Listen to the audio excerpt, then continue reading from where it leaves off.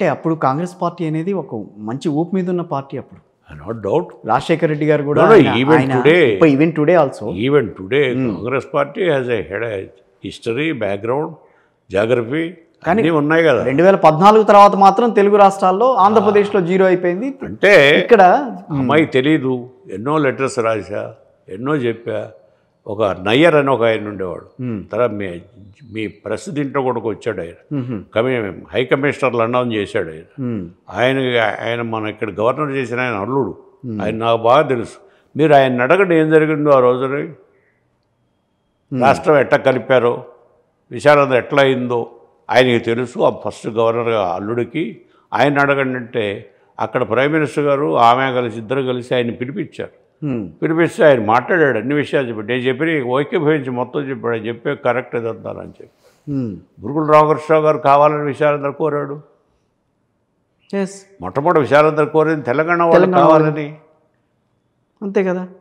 అలాంటి దాన్ని మీరు ఇప్పుడు ఎందుకు విభజన చేస్తున్నారు, దేనికోసం చేస్తున్నారు, ఏం పని ఉంది విభజనకి కారణం ఏంటి? కొన్ని భాషా ప్రయుక్తం అంటే కాదు కదా, తెలుగు రాష్ట్రమే కదా, రెండు భాషా ప్రయుక్త రాష్ట్రాల్లో మొదటిది కదా ఇది, మొదటి ప్రయోగం ఇది. దాన్ని ఎందుకు మీరు ఇట్లా పాడు చేస్తున్నారు అని నేను రాస్తే prime minister caught the point. Prime minister ఆమెకు అర్థం కాక ఆమె ఏంటంటే ఎంతసేపటికి మనకి ఇక్కడ స్థావరం కావాలని చెప్పనే పేరుతో ఈ చిదంబరంను జైపాల్ రెడ్డి కూడా ఉన్నాడు, వాళ్ళిద్దరు కలిసి ఎక్కేసారు. ఎక్కేసి పాడు చేసి ఆమెని బుర్రను పాడు చేసి కమిటీ అపాయింట్ చేసి ఈ పని చేసి. దీనికంటే ముందు ఇంకొకటి ఉంది. ఇక్కడ నిజామాబాద్ ఎంపీ ఒకతను ఉండేవాడు, ఓబీసీ. ఆ కుర్రాడు ఈ కుర్రాడికి స్నేహం ఎవరికి రాహుల్ గాంధీ.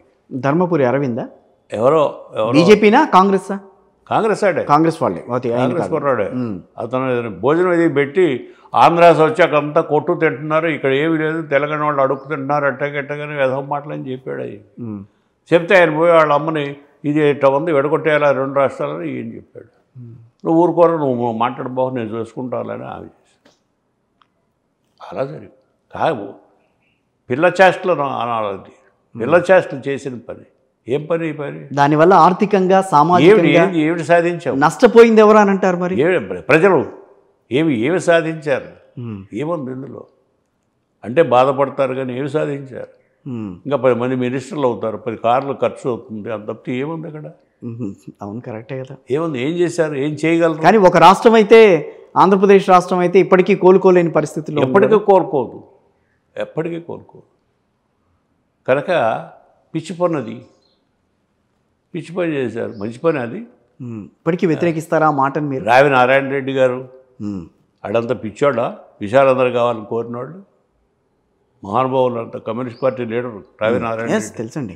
రావి నారాయణ రెడ్డి గారు గన్ చేతిలో పుచ్చుకుని పోరాడిన మనిషి. అవును, 2000 ఎకరం పొలం ఉంది ఆయన. అవును, అంత పెద్ద రైతు, ఆసామి, పెద్ద ఆసామి ఆయన, పెద్ద ఆసామి. ఏ ఊరిని పిచ్చాళ్ళు అంటారు ఈ మాటల్లో? మంచి మాటలు చెప్తాం కాదంటే పనులు ఏం చేస్తాం అందరూ. ఎవరు వింటారు? ఆమెకి రాశాను, ఆయనకి రాశారు. ప్రైమ్ మినిస్టర్ అప్పుడు ప్రైమ్ మినిస్టర్ ఉన్నాయి. ఆ రోజునే భాషా ప్రయుక్త రాష్ట్రంగా వచ్చిన రోజునే కర్నూలుని రాజధానిగా చేస్తుంటే ఇంత ప్రాబ్లమ్స్ వచ్చింది. అది ఒక పిచ్చి పని. అక్కడ ఏంటంటే ఇప్పుడు ఆ చీఫ్ మినిస్టర్, అప్పుడు ఆయన చీఫ్ మినిస్టరు చాలా చిన్న భావాలు, నా ఊరు, నా గట్టు, మునసబులు కరుణా చేసే పనులు. మా ఊళ్ళో రాజధాని కావాలి, మా ఊళ్ళో హైకోర్టు కావాలి అనే కోరికలు ఉన్నాళ్ళే ఇలాంటి పనులు చేస్తారు. అట్లా ఆయన విజయవాడ చేయమని చెప్పి అందరూ రాస్తే, ఆయన ఆ ముసల్మాన్ కమిషన్ వేసిన ఆయన కూడా విజయవాడ గుంటూరు మధ్యలో రాజధాని పెట్టుకోమని రాశాడు. నెహ్రూ గారు వేసిన కమిషన్. వీళ్ళే చేశారు, కర్నూలు ఎత్తుకుపోయారు. ఎమ్మెల్యేలంతా పట్టుకొని మా ఎమ్మెల్యే కర్నూలు పన్నారు. మీరు చెప్పే విజయవాడ గుంటూరు మధ్యది ఎప్పటిదండి అది? మొట్టమొదటి కమిషన్ వేసినప్పుడు. Okay, in the year of 1952-53. So అప్పుడే అమరావతి అంటే మన విజయవాడ గుంటూరు అంటే మనకి అమరావతి గుర్తొస్తుంది మనకి. ఆయనే రాశాడు. ఆయన పేరేదో ఉంది ముస్లిం. ఆ కమిషన్ వేస్తే ఆ కమిషన్ ఈ మధ్యన రాజధాని పెట్టుకోండి అని రాశాడు. సంజీవ్ రెడ్డి గారు chief minister, deputy chief minister అప్పుడు ప్రకాశం గారు చీఫ్ మినిస్టరు. ప్రకాశం గారిని రంగా అపోజ్ చేశాడు కనుక న్యాచురల్గా ప్రకాశం సంజీవ్ రెడ్డిని సపోర్ట్ చేస్తాడు. చేసి సరే కర్నూలు వెళ్తామంటే వెళ్ళారు. కర్నూలు వెళ్ళారు. కర్నూలు కాస్త మళ్ళీ హైదరాబాద్ కర్నూలు నుంచి బూరుగుల రామకృష్ణ ఇక్కడ మీరే చీఫ్ మినిస్టర్ అవ్వండి, మీరు రెండయ్యా అని చెప్పి ఈయన తీసుకొచ్చాడు ఇక్కడికి. ఇదంతా ఈ గాథంతలో నేను ఉన్నారు మీరు, అందుకనే అడుగుతున్నాను మిమ్మల్ని. చాలా మందికి తెలియని విషయం ఈ గాథంతా నేను ఉన్నాను. బూరుగుల రామకృష్ణ గారికి ఇష్టం లేదు ఆ జనానికి, కానీ ఆయన ఆంధ్రులు వస్తే మంచిది, వాళ్ళు కలిసి బాగుపడతారు, పెద్ద రైతులు ఇక్కడ సంపాదిస్తారు, బాగా పంటలు పండిస్తారు అనే విశాల భావంతో చేసింది. తెలంగాణ అప్పటికి వెనకబడే ఉండేదండి. అంతే కదా మరి. కంపారిటివ్లీ వెనకబడేదంటే అక్కడ కృష్ణ గోదావరి నదుల కింద పంటలు పండించేవాళ్ళు, ఇక్కడ లేదు, అది లేదు. ఇది వచ్చినాక కొంత పెరిగారు, ఇప్పుడు ఇక్కడ బాగా పెరిగారు కనుక ఎప్పుడు తెలివి తక్కువ పనుల వల్లే పాడు చేస్తారు, స్వార్థంతోనే పాడు చేస్తారు. లేకపోతే కర్నూలు ఏంటంటే రాజధాని ఏంటండి, నెహ్రూ ఇక్కడ రైలు ఎక్కి అక్కడ దిగేవాడు. కర్నూలు రాజధాని ఓపెన్ చేయడానికి ఇక్కడ రైలు ఎక్కి హైదరాబాద్లో రైలు ఎక్కి కర్నూలులో దిగి అది ఇనాగ్రేట్ చేసి మళ్ళీ కర్నూలు వచ్చి ఇక్కడ నుంచి మళ్ళీ అదేదో అక్కడ స్టేషన్ ఉంది, అదేదో కాచిగూడ దాకా గుర్రాలు అవి తీసుకొని వెళ్ళేవాళ్ళు, దించినట్టు. ఓకే, నిజంగా ఈ చరిత్ర ఎవరికి చాలా మందికి తెలియదు. చదువుకున్నా కదా నేను, అది 53 నుంచి ఇక్కడ ఉన్నా కదా, చదువుకున్నాను కదా తెలుసు. ఇక్కడే చదువుకున్నా, ఇక్కడే ప్లేడర్ని, ఇక్కడే ఇల్లు కట్టుకుని ఇక్కడే ఉంటున్నాం. అవును, కానీ నాకు తెలుసు ఆ గాథ అంతా. రామకృష్ణ గారు పిలుస్తుండేవాడు, మేము పోతూ ఉండేవాళ్ళం యూత్ కాంగ్రెస్ పిల్లలుగా. మేమంతా యూత్ కాంగ్రెస్తోనే నా అనుబంధం అంతా కూడా, నా జీవితం అంతా కూడా. అయితే ఈ పిచ్చి పని చేసినప్పుడు నాకు కొంచెం ఇరిటేట్ అయ్యి, నేను మంచిది కాదు ఇలాంటి పనులు అని చెప్పినా ఇక్కడ నుంచి పెట్టి వాడగొట్టారు. ఏముంది, ఇక్కడ వాళ్ళు ఎందుకు సహకరిస్తారు? నా పార్టీ అనేవాడు ఇక్కడ వాళ్ళంతా అవతల నుంచున్న ఆయనకి సహాయం చేశారు, నాకు ఓటేయొద్దని చెప్పొచ్చాడు, డబ్బు నా దగ్గర తీసుకున్నారు. కనుక ఆ మాటలన్నీ ఆమెకి చెప్పారు. చెప్తే చీఫ్ మినిస్టర్ చేసావు కదా, ఎక్కడైతే ఏంటి అంటే. పైగా ఇంకోటి ఏంటి, ముస్లిమ్స్ అంతా నీకు ఓటేస్తారట. ఎందుకు వేస్తారు ముస్లిమ్స్ అందరికి ఓటు అని నన్ను ఇక్కడ పెట్టారు, కూడా ఓడగొట్టారు. ఆ బాధతో నేను, అంతేగాని నాకే పెద్ద మొహబత్ ఎవరి మీద లేదు. నాకు ప్రైమ్ మినిస్టర్ గారు అంటే ఒక పెద్ద ఇన్స్టిట్యూషన్ కదా, ఆయన అడుగుతున్నాడు ఏమి ఉపయోగించుకుంటాడు కాదు నేనుకన్నా అని చెప్పి నేను చేరాను. ఆడేమీ లేదు, మన దీనికి వచ్చారు రెన్యూవల్కి, ఐ రెఫ్యూజ్డ్. సార్ ఒక క్వశ్చన్ అడుగుతాను. ఆంధ్రప్రదేశ్ రాష్ట్రంలో ప్రాంతీయ పార్టీగా ఏర్పడింది మొట్టమొదట తెలుగుదేశం ఎన్టీ రామారావు గారి హయాంలో. మళ్ళీ చెప్పండి. ఆంధ్రప్రదేశ్ రాష్ట్రంలో, ఉమ్మడి ఆంధ్రప్రదేశ్ రాష్ట్రంలో ఒక ప్రాంతీయ పార్టీ ఏర్పడింది మీరున్నప్పుడే, మీరు రాజకీయాల్లో యాక్టివ్గా ఉన్నప్పుడే వచ్చింది కాదా? మీకు బ్యాక్గ్రౌండ్ కొంచెం ఇంకా వెనక్కపోతే, ఇది స్టార్ట్ చేసింది ఎన్జి రంగా ప్రకాశం గారు. ఓకే, ప్రాంతీయ పార్టీని స్టార్ట్ చేసి. ఓకే, అప్పుడు ఏమైందంటే కాంగ్రెస్ పార్టీలో నువ్వా నేనా అని పోటీ పడుతున్నప్పుడు సంజీవ్ రెడ్డి గారు ఒక పక్క నుంచున్నాడు, రంగ గారు ఒక పక్క నుంచున్నాడు.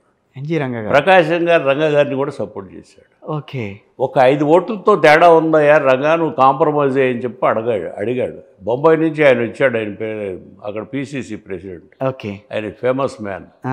ఆయన వచ్చాడితే ఈయన నో కంటెస్ట్ చేస్తాను పట్టుబట్టి. థామస్ గారు విజయవాడలో మేమంతా ఉన్నాం కుర్రాడు. 5 ఓట్లలో దగ్గర నేను నుంచున్నారు ఓడిపోయాడు రంగా. ఓడిపోవడంతోనే ప్రకాశం రంగా ఇద్దరు కలిసి కాంగ్రెస్ నుంచి బయటకు వచ్చారు. బయటకు వచ్చి ప్రాంతీయ పార్టీ.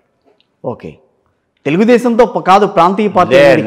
అది ఆ క్వశ్చన్ కోసం నేను ఆడు పార్టీ పెట్టి ప్రాంతీయ పార్టీ మళ్ళీ 1-2 రోజుల్లో రంగారం ప్రకాశం విడిపోయారు. అది అక్కడ విడిపోయి ప్రకాశం ఓ పార్టీ, రంగా పార్టీ, ఎన్జి రంగ.